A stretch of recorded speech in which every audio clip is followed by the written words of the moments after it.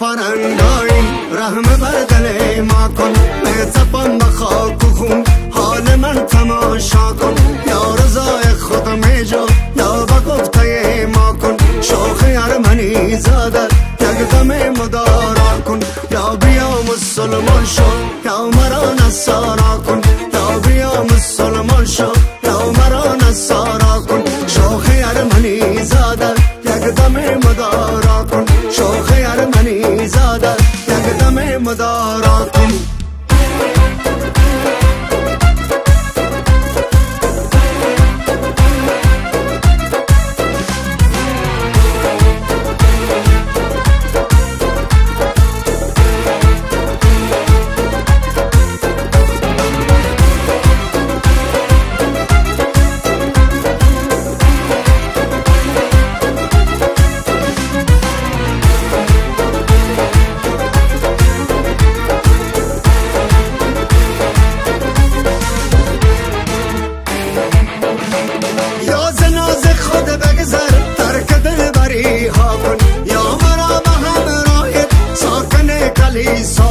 سجده بطن کفر است توفیق به ما کن شوخ ارمنی زاده یک دم مدارا کن یا بیا مسلمان شو یا مرا نصارا کن یا بیا مسلمان شو یا مرا نصارا کن شوخ ارمنی زاده یک دم مدارا کن شوخ ارمنی زاده یک دم مدارا کن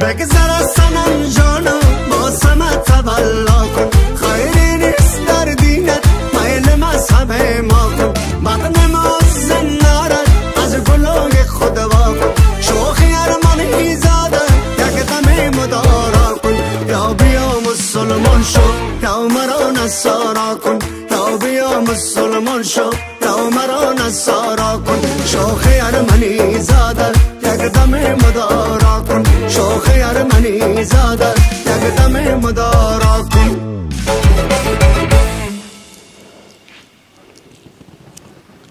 Ты кто? Tu کی هستی؟ از کدام دین و مذهب هستی؟ من یک انسان هستم.